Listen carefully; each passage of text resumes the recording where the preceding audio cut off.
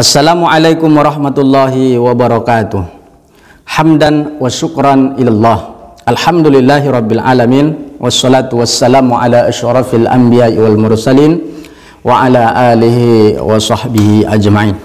Subhanaka la ilma lana illa ma 'allamtana innaka antal alimul hakim. Rabbi shrah li sadri wa yassir li amri wahlul 'uqdatam min lisani yafqahu qawli.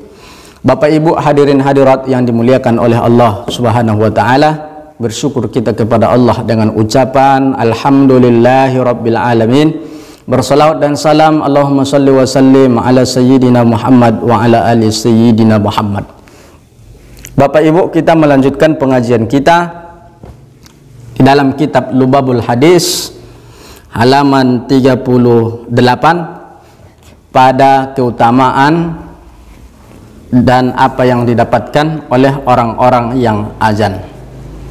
Masuk kita kepada kemuliaan yang ketujuh, bahwa orang yang azan ini atau muadzin ini disenangi oleh Nabi Shallallahu Alaihi Wasallam, sehingga Nabi Shallallahu Alaihi Wasallam menginginkan kita menjadi seorang muadzin. Jadilah muadzin. Dalam hadis Nabi Shallallahu Alaihi Wasallam, ishtarawul azan bizzahabi wal fiddah. Belilah azan itu walaupun dengan emas dan fiddah, perak.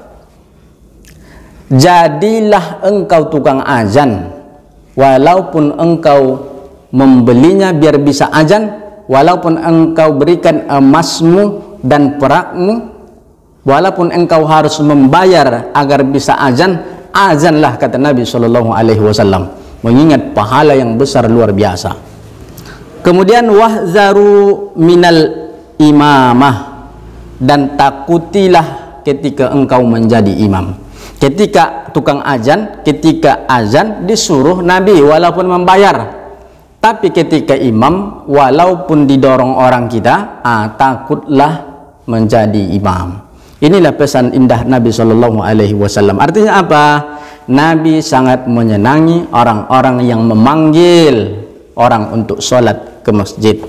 Kemudian yang kedelapan, azan lebih istimewa daripada imam.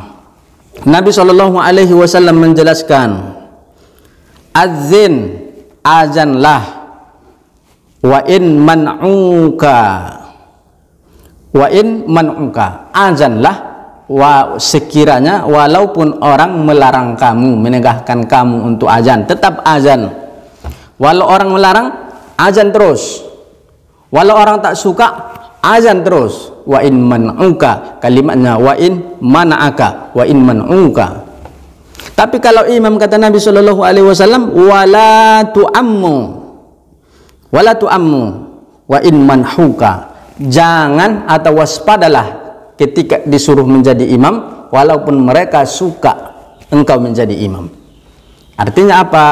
Ternyata azan lebih istimewa daripada imam. Azan lebih banyak pahalanya daripada menjadi imam. Istimewa luar biasa orang-orang tukang azan nih. Kemudian apa yang kesembilan yang didapatkan oleh orang-orang yang azan atau keutamaan orang-orang yang azan? Kalau dia kemudian menjawab azan, kemudian dia berdoa ketika mendengar azan, kemudian dia salat berjamaah, maka Allah akan berikan dia husnul khatimah.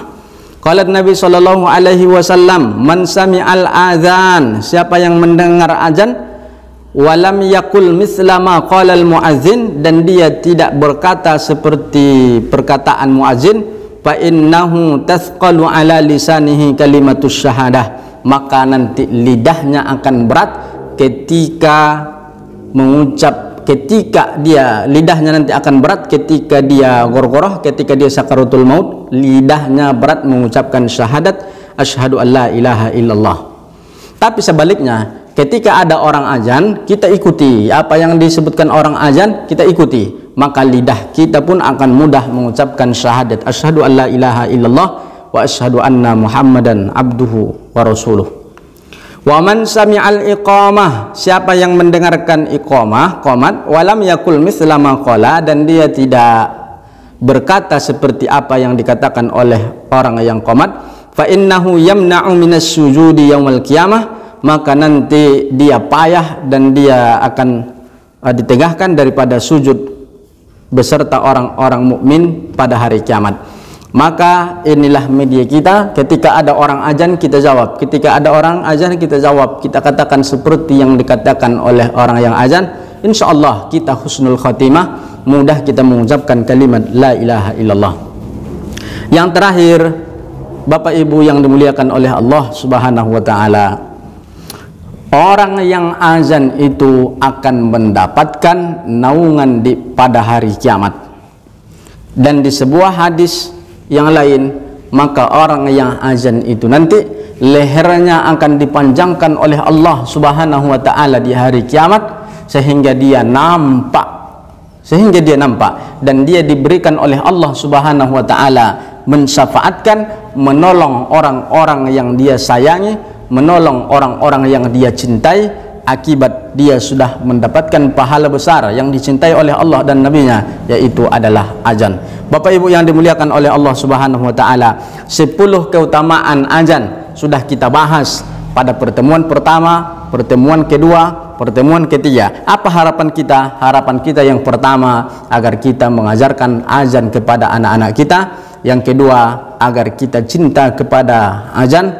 Yang ketiga, agar kita mengamalkan, ketika mendengar azan kita menjawabnya. Bapak Ibu yang dimuliakan oleh Allah Subhanahu wa taala, semoga ada hikmah daripada pertemuan kita ini. Wallahul muwaffiq ila aqwamit thoriq. Assalamualaikum warahmatullahi wabarakatuh.